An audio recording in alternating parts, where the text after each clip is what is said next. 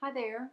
My name's Sarah Dybel, and I am here today to talk to you about something that makes us uncomfortable, uh, rejection. I'm here to talk to you about not fitting in, about not belonging.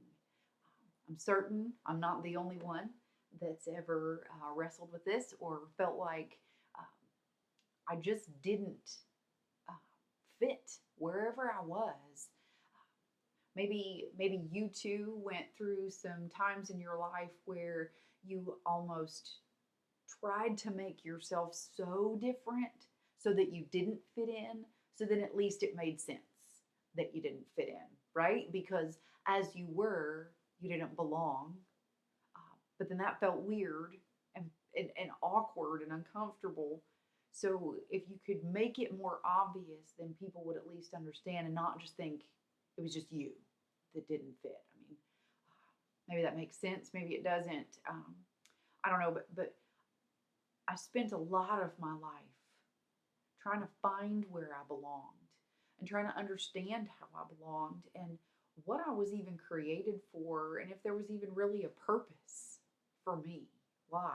Why would I be born just to feel so out of place? But then I can look back now and see that those thoughts and that misunderstanding, it was all deception. It was all a ploy, truly, to keep me from finally meeting the woman that I was created to be.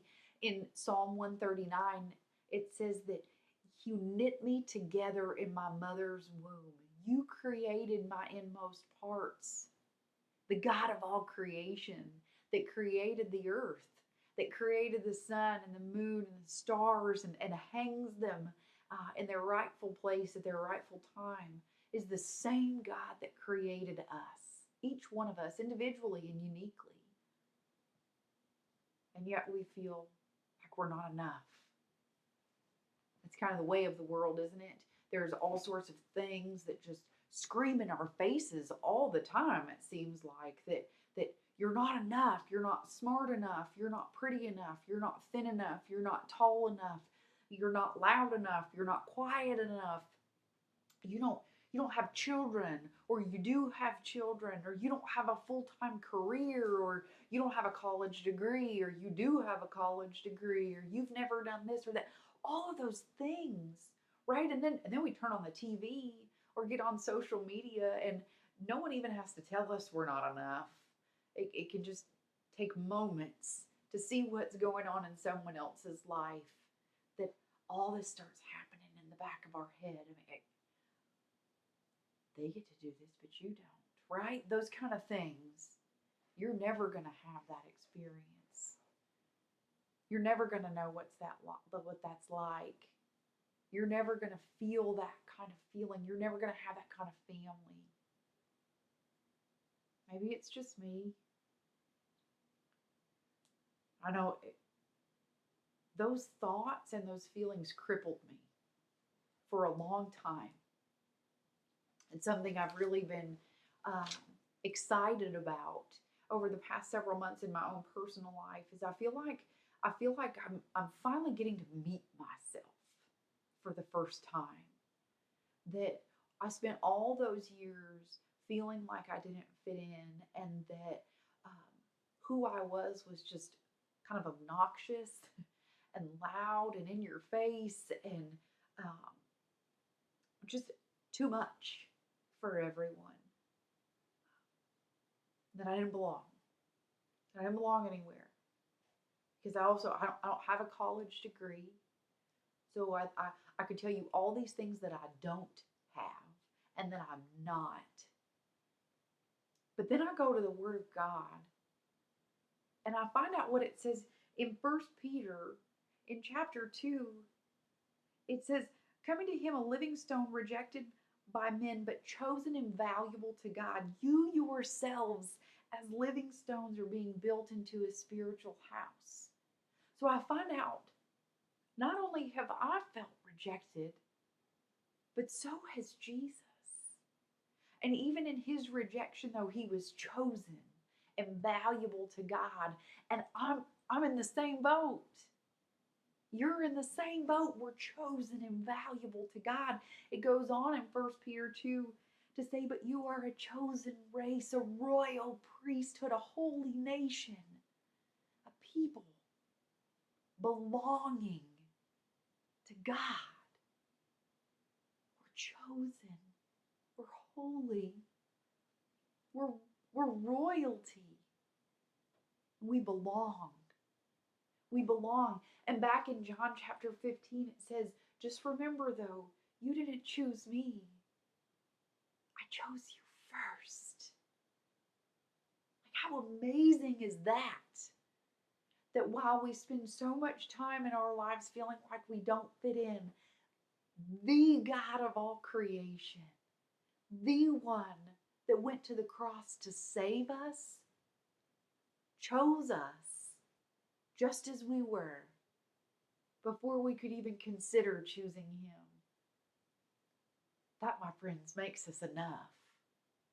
That alone makes us enough.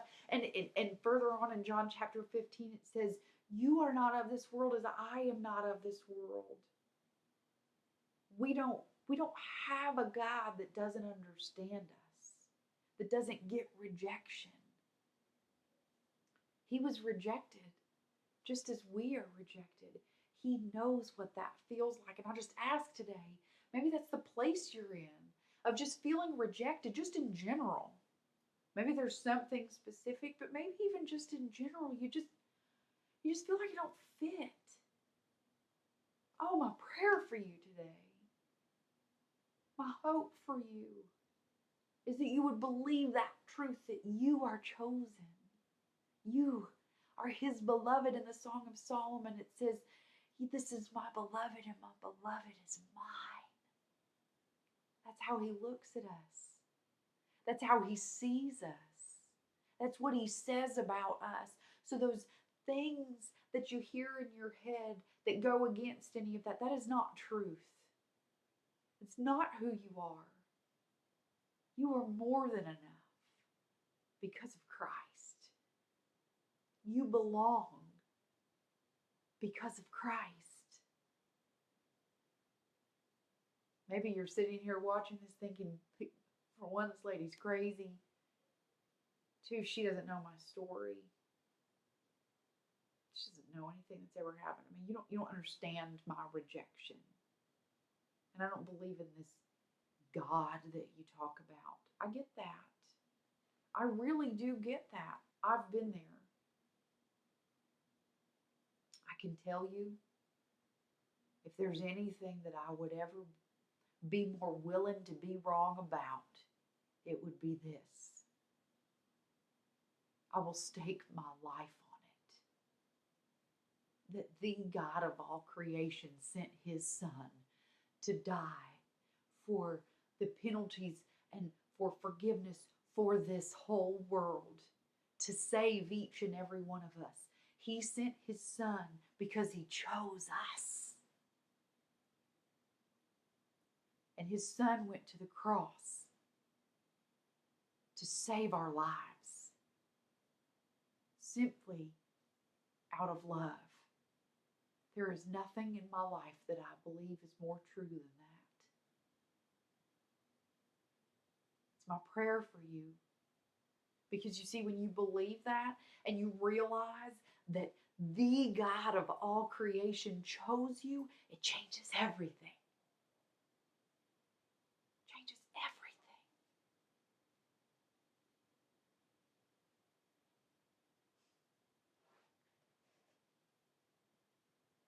You are enough. You are chosen. You are accepted. You belong. You, dear friend, belong. You need only choose him back. Amen.